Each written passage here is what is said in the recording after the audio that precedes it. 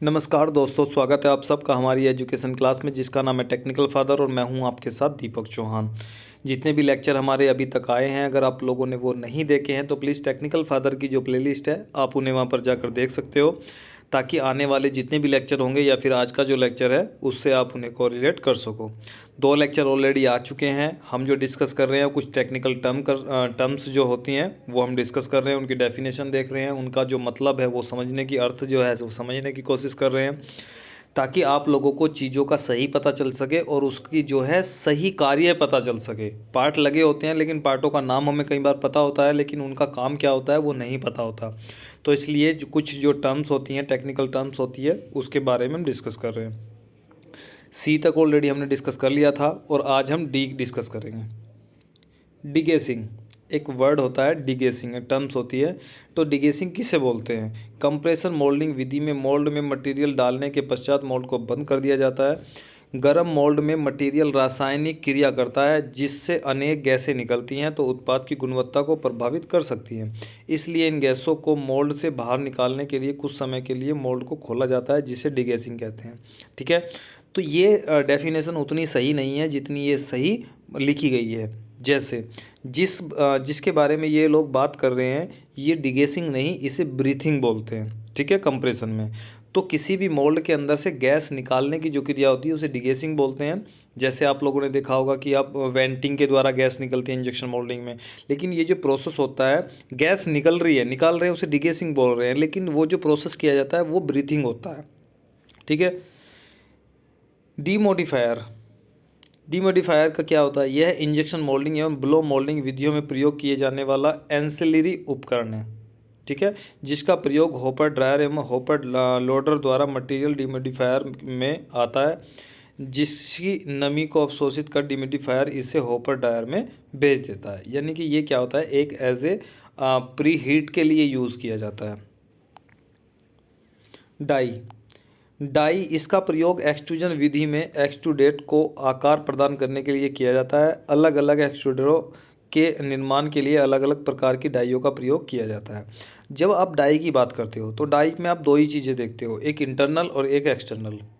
एक internal dia मिलता है, लेकिन इंटरनल जो डाया मिलता है वो कहीं ना कहीं जो यूज होता है, क्या होता है उसमें मैंड्रल भी यूज होता है। मैंड्रल जो होता है, मैंड्रल की जो बाहर वाला एक्सटर्नल सतह होती है, सरफेस होता है, वो पाइप के जो इंटरनल सरफेस होता है उसे आकार देता है और जो बाहर वाला होता है उसे डाई देती है। ठीक है,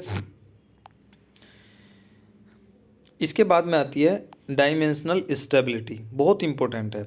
यह प्लास्टिक मटेरियल का एक विशेष गुण है जिसमें प्लास्टिक मटेरियल से बना उत्पाद खींचने व दबाव देने पर अपने आकार में परिवर्तन नहीं करता। इसका जो यूज़ किया जाता है, अब समझो, जैसे ही आप लोग कॉमोडिटी प्लास्टिक देखते हो, दूसरी तरफ आप इंजीनियरिंग प्लास्टिक देखते हो। ठीक है, तो जैसे ही आप कॉमोडिटी प्लास्टिक का यूज़ किया, प्रोडक्ट बनाया और बनाने के बाद में आप लोगों ने उसे रख दिया, तो कुछ देर बाद में आप लोगों को देखने को मिलता है कि वो जो पीस हैं वो बैंड हो गए। यानी कि वो उनकी जो डायमेंशन है, डायमेंशन क्या हो गई, चेंज हो गई, बदल गई। तो डायमेंशन उनकी जो है वो स्टेबल नहीं है। जैसे ही पीस मोल्ड से निकला ठंडा होकर, अब उसमें कोई परिवर्तन नहीं आना चाहिए, तो उस मटेरियल की जो डायमेंशन स्टेबिलिटी है वो बहुत अच्छी है। लेकिन अगर उसमें परिवर्तन आ गया तो उसकी डायमेंशनल स्टेबिलिटी अच्छी नहीं है।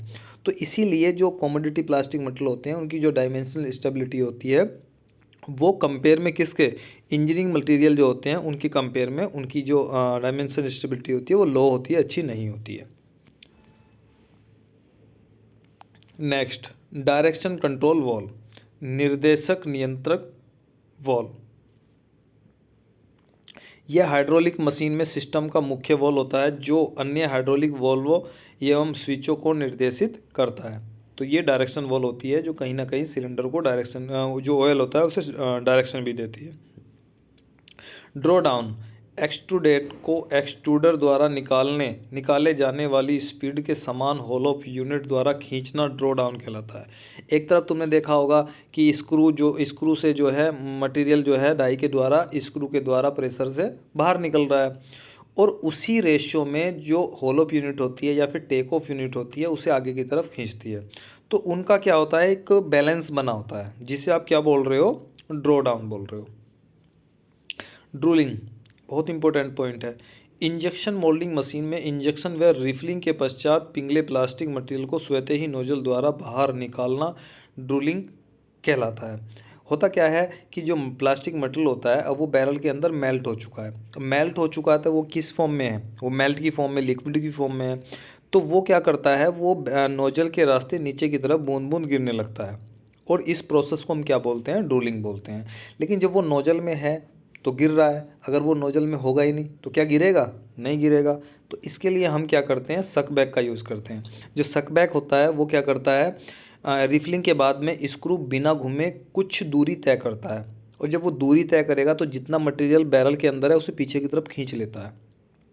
जब पीछे की तरफ खींच लेगा तो क्या होगा, नोजल में या जो स्क्रू की टिप के आगे का जो स्पेस है वो कुछ हद तक क्या रह जाएगा, खाली हो जाएगा। और जब मटेरियल वहाँ पर होगा ही नहीं तो नोजल से गिरेगा नहीं। तो इसीलिए कहा जाता है कि ड्रिलिंग की प्रॉब्लम को सॉर्ट आउट करने के लिए हम सक बैक का यूज़ करते हैं। डाइज, यह कलरेंट का एक प्रकार होता है जिसका प्रयोग थर्मोप्लास्टिक के अलावा लिक्विड थर्मोसेट प्लास्टिक को रंगीन बनाने में किया जाता है। वो डाई होता है, ये डाइज होता है। इनकी स्पेलिंग में फ़र्क होता है, एक कलर के लिए होती है और एक आकार के लिए होती है। अब नेक्स्ट जो हमारा है वो वर्ड देखते हैं हम, ई से कौन कौन सी टर्म्स आती हैं। इजेक्शन, प्लास्टिक प्रोसेसिंग की मोल्डिंग विधियों में प्रोसेस के पश्चात निर्मित उत्पाद को मोल्ड से बाहर निकालने की विधि को बोलते हैं इजेक्शन। दो चीज़ें होती हैं, एक इजेक्टर होता है और एक इजेक्शन होता है। एक प्रक्रिया होती है और एक कोई भी वस्तु होती है। जब हम किसी प्रोसेस को, जब हम एक्सट्रूजन की बात करते हो तो एक्सट्रूजन क्या है, एक प्रोसेस है। जब हम एक्सट्रूडेड की बात करते हैं तो वो क्या है, एक मशीन के पार्ट से बनी हुई यूनिट है। तो इजेक्शन क्या होती है, जैसे ही पार्ट हमारा बनेगा तो मोल्ड से बाहर निकालने की, इजेक्टर की सहायता से जो बाहर निकाला जाता है उस प्रोसेस को हम क्या बोलते हैं, इजेक्शन बोलते हैं। इसके बाद में आता है इलास्टोमर। तो इलास्टोमर यह है एक, इसमें नाम से भी लग रहा है ना, स्टार्टिंग में आ रहा है इलास्टिक, देखी भी होगी आप लोगों ने, यूज़ भी करते हो आप इलास्टिक, जो एक तरीके से खिंच जाती है, रबर टाइप होती है। इलास्टोमर यह एक प्रकार का पॉलीमर होता है जिसका प्रयोग तनाव युक्त उत्पाद बनाने में किया जाता है। ठीक है, आप जब आप देखते हो कि जो पॉलीमर होता है उसका क्लासिफिकेशन हम करते हैं किसके बेस पर, इंट्रामोलिकुलर फोर्स के बेस पर। तो 4 तरह के पॉलीमर हमें मिलते हैं जिसमें सबसे पहला कौन सा होता है, इलास्टोमर। दूसरा होता है फाइबर, तीसरा होता है थर्मोप्लास्टिक और चौथा होता है thermoset.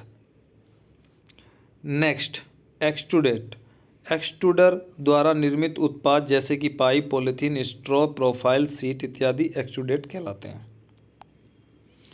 F, feeding system, injection moulding विधि में इंजेक्शन के दौरान नोजल से निकला हुआ पिघला हुआ प्लास्टिक मटेरियल जिन माध्यमों के द्वारा मोल्ड के इम्प्रेशन में प्रवेश करता है वे फीडिंग सिस्टम कहलाते हैं।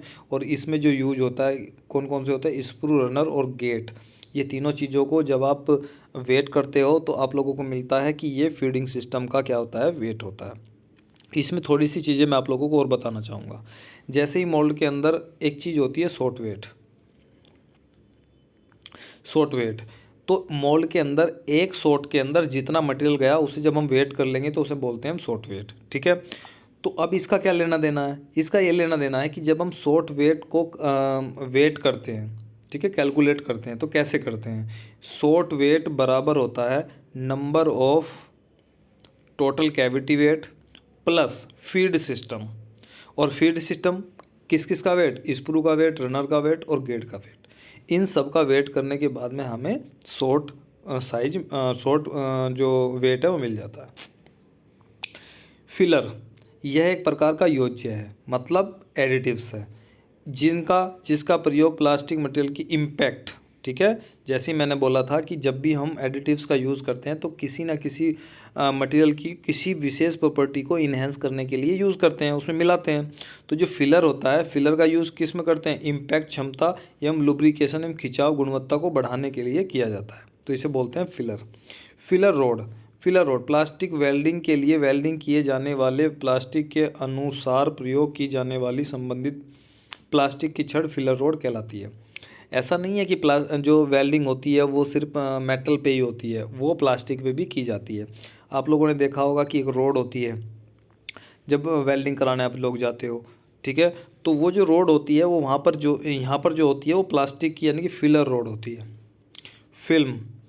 यह एक प्रकार का एक्सुडेट है जो प्राय flat film extrusion, blown film extrusion एवं ट्यूबुलर क्वेंच फिल्म एक्सट्रूजन विधियों द्वारा उपयोगिता के अनुसार प्रयोग किया जाता है। ठीक है, तो आज हमने कहाँ तक देखा है? एफ तक देखा है। नेक्स्ट लेक्चर में हम जी तक देखेंगे। ठीक है, जी देखेंगे और ये छोटा हुआ तो हम एक टर्म्स और देखेंगे। ठीक है, तो अगर वीडियो आप लोगों को पसंद आया तो वीडियो को लाइक ज़रूर कर दें, दोस्तों को शेयर कर दें और चैनल पे अगर आप नए हो तो चैनल को सब्सक्राइब कर लें और बेल आइकन को भी दबाना ना भूलें, ताकि आने वाली जितनी भी वीडियो हमारी होंगी, लेक्चर होंगे, उनके नोटिफिकेशन आप लोगों को टाइम टू टाइम मिलते रहें। तो आज के लिए इतना ही, दीजिए हमें इजाज़त। जय हिंद, जय भारत।